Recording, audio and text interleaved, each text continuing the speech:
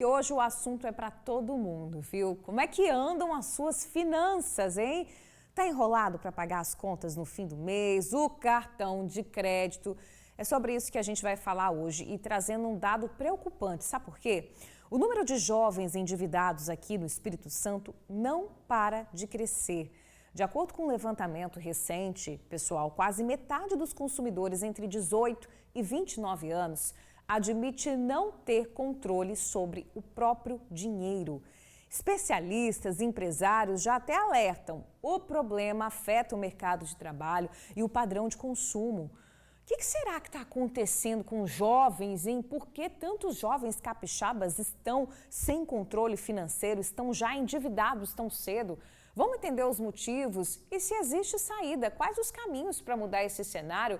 Deixa eu conversar aqui com o Leonardo Rodan, consultor financeiro, nosso amigo, mais uma vez aqui no Tribuna Amanhã. Bom dia, Leonardo. Bom dia, Bruna. Bom dia a todo mundo que está assistindo o Tribuna Amanhã. O que está acontecendo, Leonardo? A gente fala de uma faixa etária, 18 e 29 anos.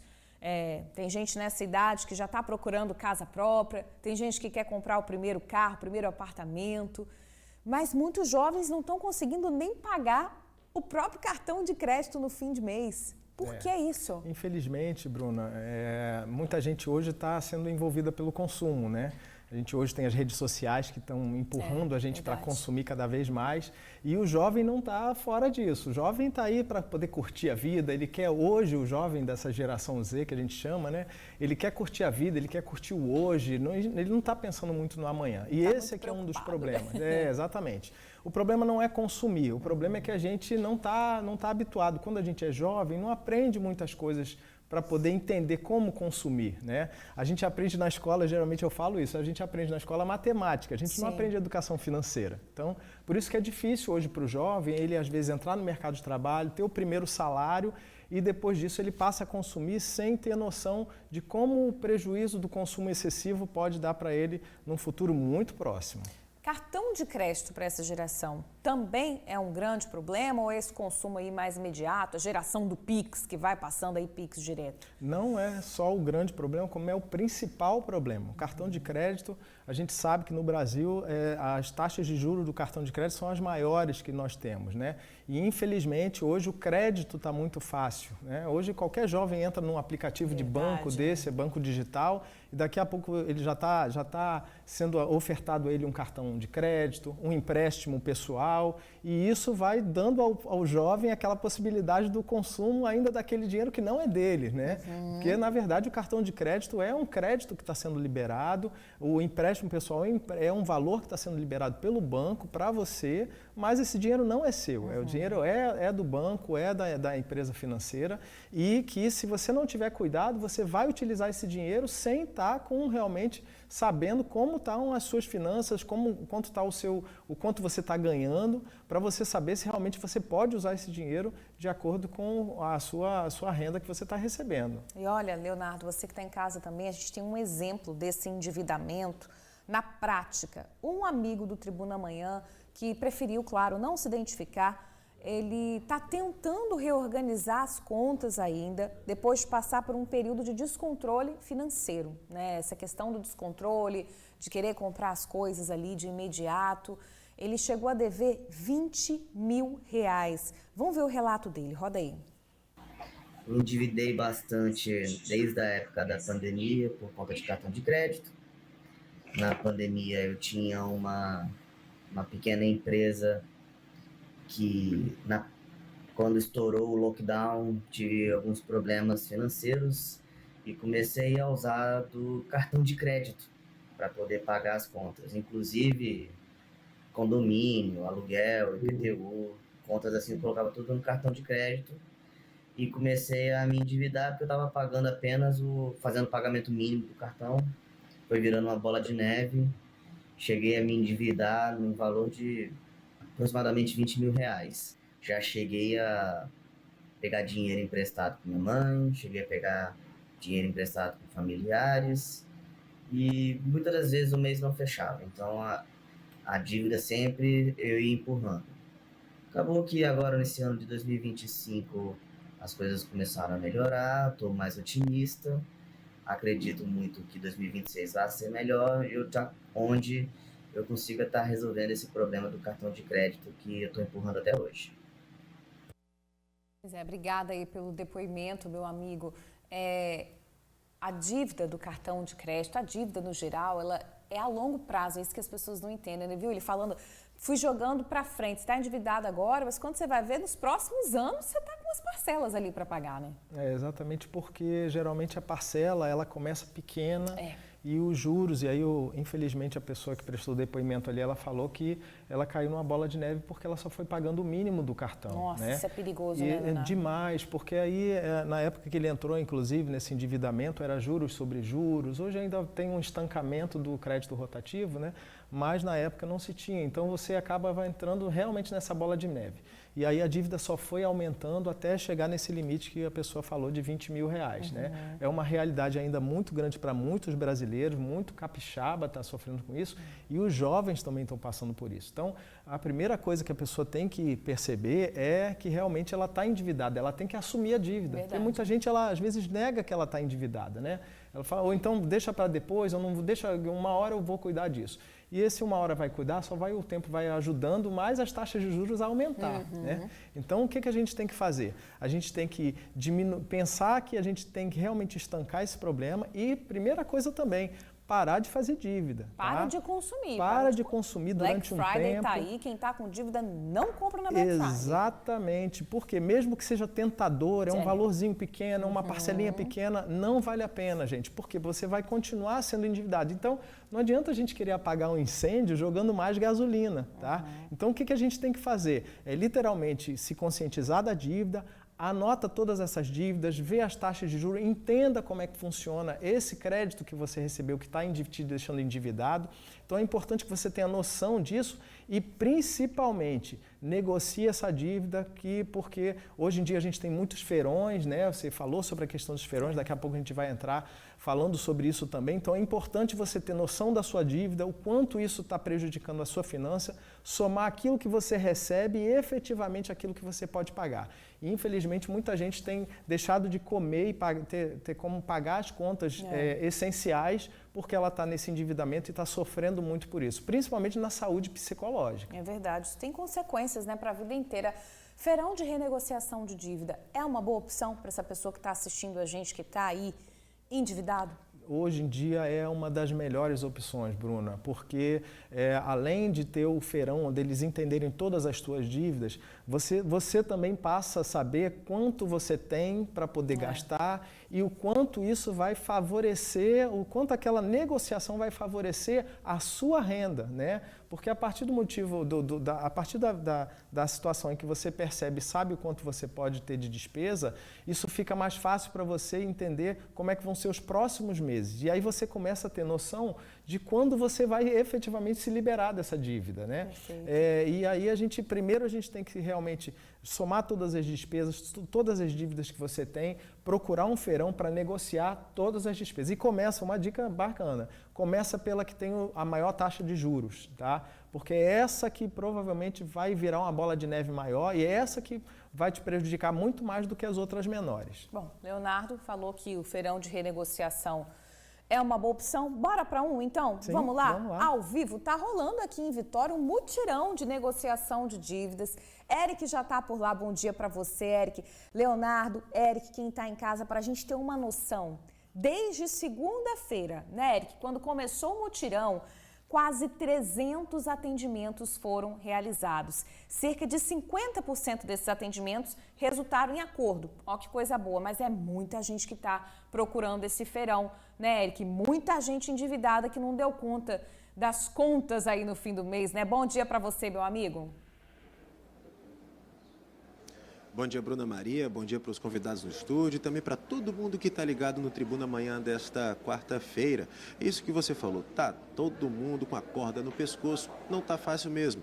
Por isso, esses mutirões para renegociação de dívidas são excelentes para quem quer tirar o nome do vermelho e voltar a limpar a sua ficha aí, junto com o Serasa, o SPC e outras operadoras de crédito, enfim. E aqui no Procon de Vitória, que funciona na Casa do Cidadão, em Maruípe, a situação está assim. senhas sendo distribuídas a partir das 8 horas da manhã até as 4 da tarde e atendimentos acontecendo de 9 da manhã até as 5 da tarde. Um mutirão que começou na última segunda-feira, como você bem disse, com 300 atendimentos já realizados e 50% das dívidas negociadas até o momento. É porque o cidadão ele chega aqui e ouve a proposta, seja da financeira, da operadora de crédito, da loja, que seja, que for, e aí decide se cabe ou não em seu orçamento. Claro, porque a pessoa quer renegociar a dívida e não fazer uma nova.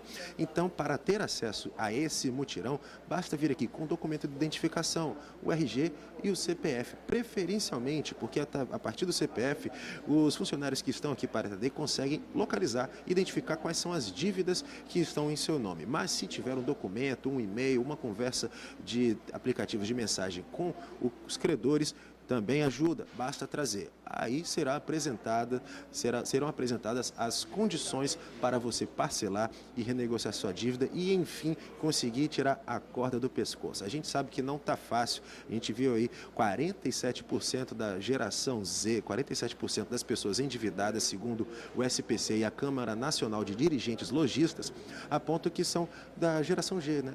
Geração Z, aquela galera que abaixo dos 30 anos, que não consegue mais saber o que fazer, geralmente com cartões de crédito ou cheque especial. Se o seu problema é esse, só vir aqui para o Procon de Vitória, na Casa do Cidadão, em Maruípe. Lembrando, distribuição de senhas começa às 8 horas e vai até às 4. O atendimento para renegociar as dívidas efetivamente começa às 9 da manhã e vai até às 5 da tarde. Esse mutirão se estende até a sexta-feira agora, dia 14 de novembro. Então, se a situação está complicada, você quer terminar esse ano de 2025 com as contas um pouco mais aliviadas, conseguindo pagar tudo de forma parcelada, é só vir aqui para a Casa do Cidadão. Traga esses documentos, RG, CPF e possivelmente alguma coisa que comprove a sua dívida com o seu credor. E aí você negocia, se ficar bom para você, você fecha acordo e então vai pagar parcelado, vai tirar o nome do vermelho, vai ficar tudo azul e chega nesse período, né, de festas de final de ano,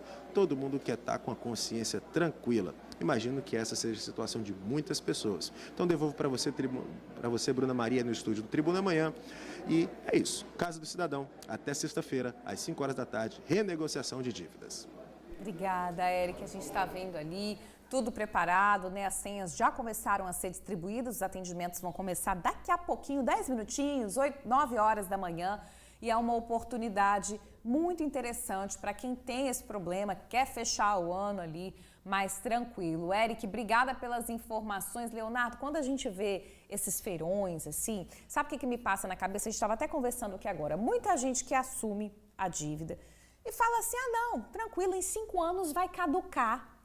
Mas não é bem assim que a gente tem que pensar, né? Não, de jeito nenhum, até porque o que caduca é a negativação do nome. Se o nome deixa de ficar negativo, mas a dívida ela permanece. Se a empresa quiser, inclusive, entrar judicialmente contra você, ela pode entrar, e aí é um processo pior, é uma negativação pior, e você pode sofrer consequências um pouco mais sérias do que isso. E aí, inclusive, vai envolver o seu CPF, em outras formas também de consumo que você pode deixar de ter. Então, é melhor você entrar numa situação dessa de renegociar as dívidas, procura um feirão desse com todas as suas dívidas. Primeira coisa também, a gente estava conversando aqui antes, assuma a sua dívida, né? Muita gente tem vergonha da dívida e o importante não é você ter vergonha, é você assumir que você tem para você querer resolver. Porque o mais importante de você resolver é você primeiro querer resolver. E isso faz parte da negociação, assuma suas contas, veja quantas despesas você tenha, assuma suas parcelas, veja quanto você está recebendo. De repente você precisa arranjar uma outra fonte de renda para te ajudar a pagar as suas dívidas. Então, pense melhor como é que está a sua vida financeira para você criar uma solução e é a melhor solução para a sua vida. Porque a dos outros é dos outros e a sua é você, que dói em você, porque é exatamente em cima dos problemas que você tem que você vai criar as soluções. Com certeza. Leonardo, jovens que moram com os pais e que deveriam, né, tem mais essa facilidade de guardar dinheiro, que trabalham fora, não estão conseguindo fazer isso. Que dica que a gente pode dar para esses jovens e também para os pais que estão ligadinhos aqui no Tribuna Amanhã? O que de repente esses pais podem fazer para esses jovens que ainda moram em casa como uma maneira de guardar dinheiro, um investimento ali mais baixo, para ter uma garantia, para ter uma segurança? Gente, educação financeira é o básico que a gente deveria aprender na escola, mas infelizmente a gente não aprende isso. E os nossos pais, ou nós como pais, nós também temos que ensinar isso para os nossos filhos, mesmo a gente não tendo aprendido. Então, uma dica básica para a gente ter também é a gente dividir a nossa renda, né? Então, você pode pegar 50% do que você recebe e deixa para os gastos essenciais, aquilo que você precisa efetivamente pagar, uma conta de energia, um aluguel, uma conta de telefone. Os outros 20% você pode também utilizar para uma outra despesa que não seja tão essencial, como de repente comprar uma roupa ou fazer algum tipo de saída mesmo, aquelas despesas de rotina que a gente tem. E agora o mais bacana é você pegar 30% da sua renda e aí sim você guardar isso de alguma forma, ou que seja numa poupança hoje, ou num investimento que você tenha segurança, né? E o importante é você criar o hábito de guardar, o hábito de poupar, que é um outro hábito que também o brasileiro ele não aprendeu ainda. O hábito de guardar dinheiro, o hábito de poupar dinheiro, mesmo que seja na poupança, não é o melhor investimento em termos de retorno financeiro, mas é lá que a gente aprende a poupar, é lá que a gente aprende a ter sempre o retorno financeiro daquilo e a gente vai aprendendo várias coisinhas exatamente com essas dicas que a gente pode fazer dentro de casa. Anotar todas as despesas, quanto você ganha, quanto você gasta, para você no final das contas sobrar esse dinheiro. E, Bruna, sobrar dinheiro, gente, trabalhar com dinheiro tem que ser liberdade. Né? Para a gente ter dinheiro e saber trabalhar a nossa finança é para trazer a liberdade para a gente. Então, com a liberdade, a gente consegue viajar, a gente consegue estudar, a gente consegue realizar os nossos sonhos e é com a educação financeira, com base em toda em como a gente trabalha as nossas finanças dentro de casa, é que a gente vai conseguir os nossos objetivos futuros. Com certeza, Leonardo. Muitos jovens falam que hoje as coisas estão mais difíceis do que para os nossos pais. Então, para você dar entrada ali no financiamento do primeiro apartamento, comprar o primeiro carro, a gente está vivendo um momento de juros altos aí. E aí tem a pergunta da Eduarda. Eduarda é de Itapuã, Vila Velha, e ela falou: tenho 24 anos, moro sozinha de aluguel, trabalho, pago minhas contas e não tenho dívidas, mas tenho o sonho da casa própria, de dar entrada num apartamento. Esse seria um bom momento? Não tenho nenhuma dívida. O importante, Eduarda, é você ter noção do que está sobrando na sua conta, né?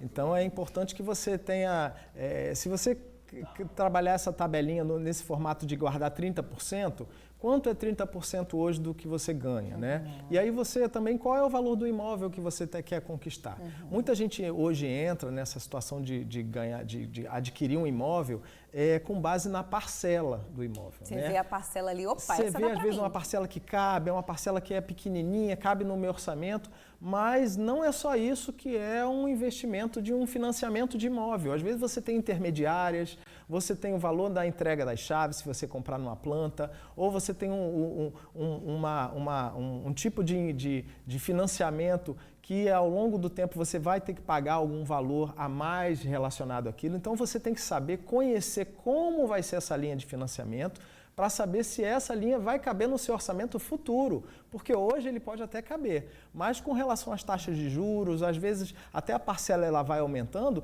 e se o seu salário, se o que você recebe não for aumentando na mesma proporção, você pode se endividar lá na frente, e essa dívida é uma dívida muito alta.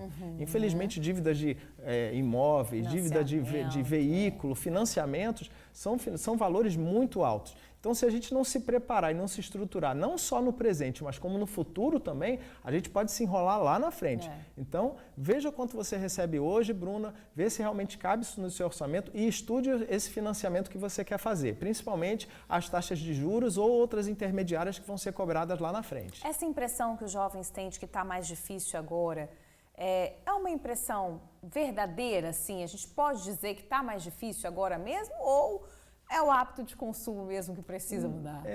Na verdade, é a educação financeira. Se você não conhece as suas finanças, se você não sabe quanto você ganha e de que forma você distribui e você gasta o seu dinheiro, tudo vai ficar mais difícil, né? Se você sempre viver no limite do que eu ganho e o que eu gasto, você não está poupando. Então, como é que você vai entrar numa linha de financiamento se atualmente você não consegue poupar, né? Então, o que a gente tem que trabalhar é exatamente como é que está a distribuição das minhas despesas, o quanto eu estou ganhando hoje. E outra coisa também, Bruno, é bacana, é a pessoa conhecer o seu estilo de vida, né? Porque às vezes a pessoa quer ir para balada, quer comprar uma roupa nova, está sempre querendo estar com uma coisa bonita, um perfume bonito e tudo, mas não está sobrando. Então, eu quero ter um imóvel, eu quero comprar um carro, eu quero comprar uma coisa mais cara. Tá, mas como é que está o meu consumo hoje? Se a gente não mudar essa mentalidade, dificilmente você vai conquistar alguma coisa no futuro. Às vezes, muita gente me procura com relação a viagens. Hoje também está em moda muito fazer viagens no Brasil, viagens para fora, e entra na mesma situação. De que forma hoje você está distribuindo a sua renda, né? Com o que você está gastando? Às vezes um aplicativo pequeno de música, alguma coisa que um dinheiro está indo embora. Streaming, um lanche no final de semana, uma compra num shopping, e isso está, de repente, fazendo seu dinheiro ir embora, né? E é isso que você precisa entender. Conheça as suas finanças para saber de que forma hoje você pode trabalhar, como você vai guardar esse dinheiro, e aí sim você pode começar a planejar o seu futuro, as suas viagens, ou o que você quer comprar de um bem maior, baseado no que você está ganhando hoje. E, claro, prevendo uma possibilidade de ganho maior no futuro também. Chegou uma pergunta aqui interessante do Renan Paz, ele é de Marechal Floriano. Ele quer saber o seguinte: vale a pena fazer um empréstimo para quitar dívidas mais caras, como o cartão de crédito? Por exemplo, só em eu devo R$8.000. Obrigada pela pergunta, Renan. Renan, vale a pena? Renan, depende muito, realmente, se você já citou mais ou menos, lógico que a gente não sabe detalhes desse empréstimo, mas se a taxa de juros for menor do que a taxa que você hoje paga no cartão, que provavelmente deve acontecer, vale a pena sim, né? Depende também do tipo de parcelamento que você vai fazer. Então, de repente, se a parcela é um pouco menor, mas lá na frente, no total, você vai acabar pagando mais, e aí já é o contrário, não vale a pena. Então, realmente, você pode procurar, sim, alguma outra linha de empréstimo ou até mesmo esses feirões para renegociar o seu cartão de crédito, porque aí sim você vai entender o quanto você está pagando hoje e com essa negociação ou com esse novo empréstimo, quanto você vai pagar se você fizer essa contratação. A gente tem um minutinho, mas chegou uma pergunta aqui muito legal. Eu só não estou achando o nome de quem enviou. Mas a pessoa falou assim: vale a pena investir mesmo com dívidas pequenas? Eu tenho 2 dívidas pequenas, estou dando conta de pagar. Ou meu foco deve ser 100% em quitar essas dívidas primeiro? É a pessoa que falou, gente, pode sim guardar dinheiro, isso vai depender se está sobrando alguma coisa. Se essa sobrinha está dando lá no seu orçamento, você consegue guardar sim. Se você quiser quitar a sua dívida, aí já é uma outra forma, que aí você vai se libertar praticamente 100% da sua despesa e você vai ter aquela sobra maior ainda, então você vai conseguir investir mais ainda. Mas isso vai depender sim de como é que está a sua dívida hoje, qual é o prazo de parcelamento, porque às vezes o parcelamento, se você quitar a dívida antes, você vai ter essa taxa de juros reduzida, inclusive, então vale a pena você fazer as contas, ver se realmente